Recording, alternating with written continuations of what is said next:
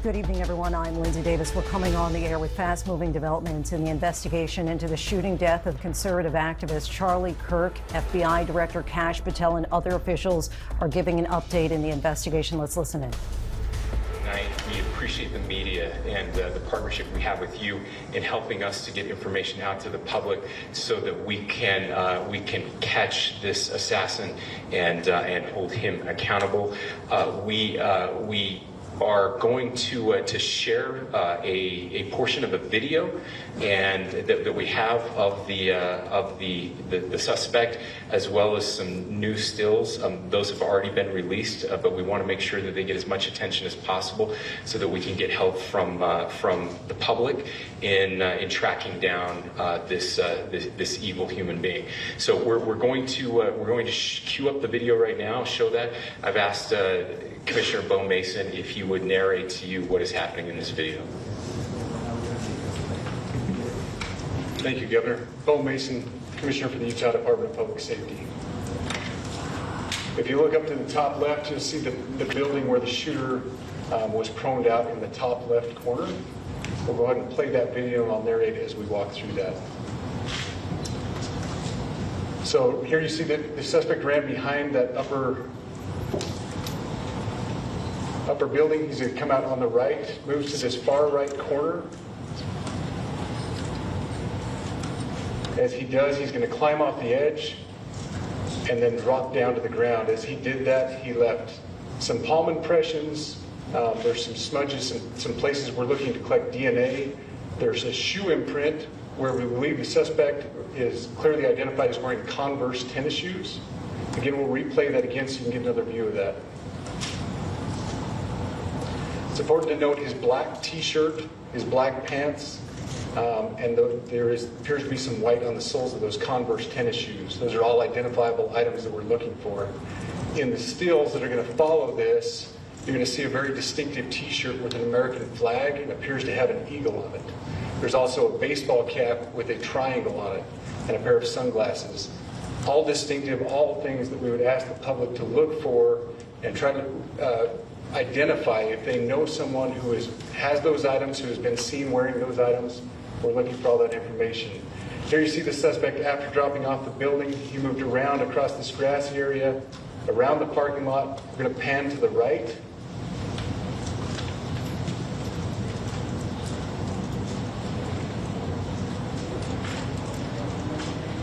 After he crosses the street, this is where he moves over into the wooded area. This is the video evidence that we utilize to track his movements and to locate that firearm in that wooded area following the discovery of this evidence. Good. You want to go to the stills? So here's the still photographs I mentioned. These have been enhanced. So these are slightly different than what we introduced earlier. Please pay close attention to the t-shirt. Like I said, very distinctive with that American flag and that eagle. The hat with the triangle and the sunglasses. If you go to the next picture, please. The backpack as well. All identifying features that we're hoping the public can help us identify and lead us to this suspect. Next picture. And again, there's a better picture of the hat with that triangle logo, and again, the t-shirt. Blue jeans, and you get a good look at those Converse tennis shoes as well.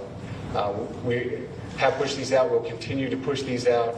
And we just ask for the public's cooperation through the public. The tips that have been coming in are what are giving us our next leads and enabling us to continue to further this investigation.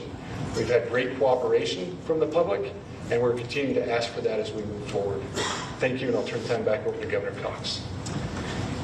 Thank you so much, Commissioner Mason. I want to thank Director Patel and his team. It's great to have them on the ground with us tonight.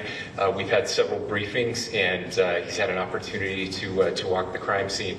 We appreciate our local law enforcement here. Again, we have Mike Smith, who is the county sheriff here. We have all of our local chiefs of police that are here as well, all working hand in hand with the state and with the FBI as we move forward with this investigation. Now, I'll just give you a little warning. We will not be taking any questions at this time. We're giving you the latest information we have, being as transparent with everything that we have. But I do want to share a couple things that I think are important. We cannot do our job without the public's help right now. The public has answered our call for action. So far, we've received more than 7,000 leads and tips. I would just note that the FBI hasn't received this many digital media tips from the public since the Boston Marathon bombing. This case also highlights the dedication of our law enforcement community. We have 20 federal, state, and local law enforcement partners that are working shoulder to shoulder to find the person who committed this horrific crime. With their support, we've completed nearly 200 interviews. As you're aware, as has already been reported, the FBI is offering a $100,000 reward for information leading to the identification and arrest of the person responsible for the murder of Charlie Kirk. We also continue to implore the public to support this investigation and come forward with any information. We are truly hopeful that this video and new photos will lead to even more tips. We are processing. We have an incredible team, a state and federal team working together to process those tips. We are going out in tandem to interview any potential person of interest or suspects. But we need, again, we need as much help as we can possibly get. Any videos or photos that you might have, the public, should be submitted to our digital media tip line, which is www.fbi.gov/Utah Valley shooting, all lowercase. Again, that is fbi.gov/Utah Valley shooting, all lowercase. You can also provide general tips about the shooting by calling 1-800-CALL-FBI. That's 1-800-CALL-FBI, or at tips.fbi.gov. This is, I would just say, this is not just a local matter here in Utah. We have people all over the country that are helping to bring this perpetrator to justice for Charlie Kirk and his family. I will just add as well that, as was mentioned, there is a lot of forensic evidence that is being processed right now at both the state lab and the federal labs, federal lab on the East Coast. So we are working in tandem together. I would also just add a word of note for those people who are spending so much time on social media. I think Charlie said it best, that when things get bad, we should put our phones down and spend a little time with our families. There is a tremendous amount of disinformation. We are tracking our team, the state team, and I'm sure the federal team as well. What we're seeing is our adversaries want violence. China, we have bots from Russia, China, all over the world that are trying to instill disinformation and encourage violence. I would encourage you to ignore those, to turn off those streams, and to spend a little more time with our families. We desperately need some healing. We'll have more to say about that in the days and weeks to come. More than anything, we are going to catch this person. Last thing I will just say is we've been working with our attorneys, getting everything that we need, affidavits ready, so that we can pursue the death penalty in this case, and that will happen here in the state of Utah. Again, to the public, to those who are grieving, thank you for your prayers. I know we are feeling those prayers. I know the Kirk family is feeling those prayers as well. We pray that God will bless our nation at this very dark time. We can start healing by finding this perpetrator and holding him accountable, and we need your help to do that. Thank you.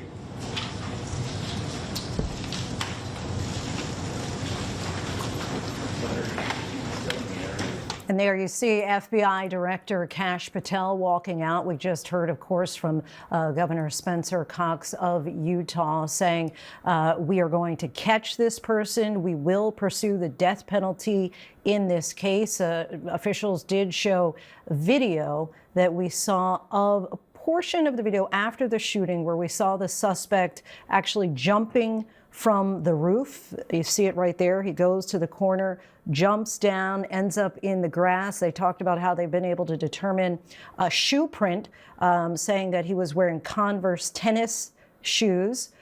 He's then going to walk pretty casually across the grass here and ultimately walk across the street.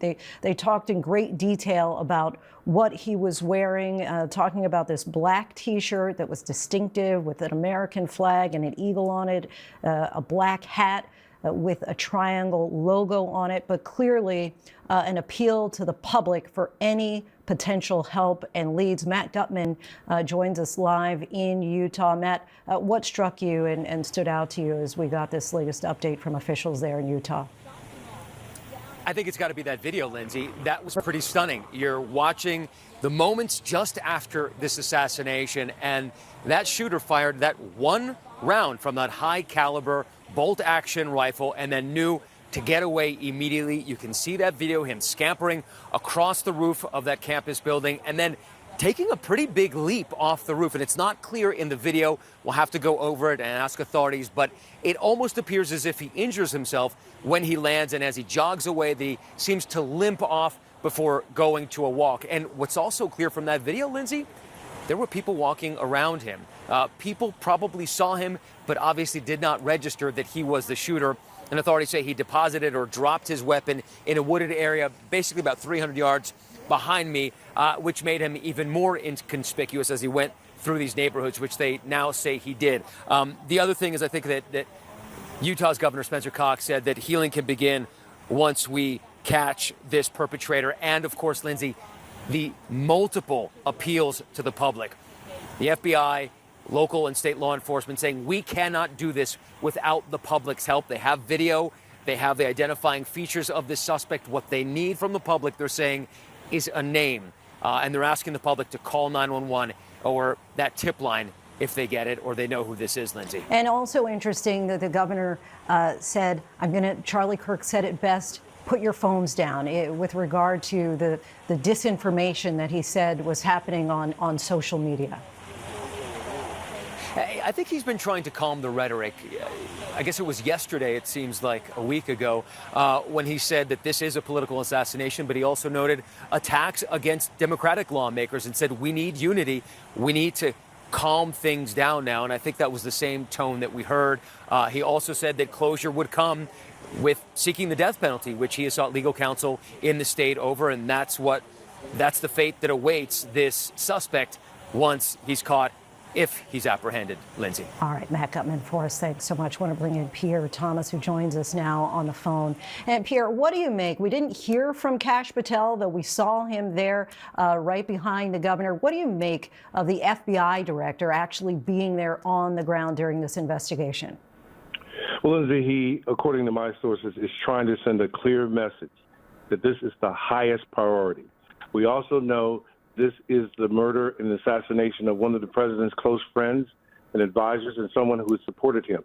The FBI director, the Attorney General of the United States, they all want to signal that no case right now has a higher priority than this. The other thing that struck me about the press conference is this is a full-out campaign to get the public to help. By releasing the video, they're trying to just stir anybody's memory information. They focus on the T-shirt that the suspect was wearing. They focus on the backpack. They're looking for anyone that recognizes something about this person to be the person that would call into the FBI and to law enforcement and says, I think that is so-and-so and so.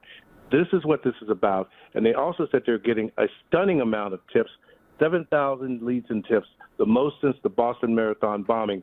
So they believe that the way this case will be stalled is for somebody in the public who has seen this person and can recognize them and will call into law enforcement. Pierre Thomas, thanks so much. And as you said, yeah, they've mentioned they have not had as many tips since the Boston Marathon bombing. Talked about how there have already been 200 interviews that have been completed. Aaron Katursky joins us also on the phone. Aaron, just talk about, again, that appeal for help from the public and what you're hearing from your sources. Well, it's the video that helps us understand why law enforcement is so confident this individual depicted in still images taken from the video is the shooter, right, Lindsay? Who else would be jumping from the roof and scampering off? But it doesn't really do much to help law enforcement identify the individual, and that is why They are imploring the public to rack their brains to see if they can remember anything that might help them identify the individual that they believe shot and killed Charlie Kirk. That they're receiving as many tips from as the Boston Marathon investigation, I think, is telling, because the FBI really hasn't had as much trouble identifying a shooter perhaps since then, and so it does reflect in some ways the insistence on public help. In the Boston Marathon case, that manhunt went on over 3 days. They shut down Boston. They have not done that here or told the public to alter their posture in any way, except to say, look at the distinctive T-shirt, look at the hat, look at the sneakers, and see if you can do anything to remember who this individual is. They are confident that someone on that campus would recognize him after he spent at least a half an hour there in advance of the shooting. And again, they did express confidence. The Governor Cox saying, we are going to catch this person. Aaron Katersky, thank you so much. We will, of course, continue to keep you updated on ABC News Live and abcnews.com with whatever updates we see with regard to the death, the murder of Charlie Kirk. Until then, I'm Lindsay Davis in New York. Good night. This has been a special report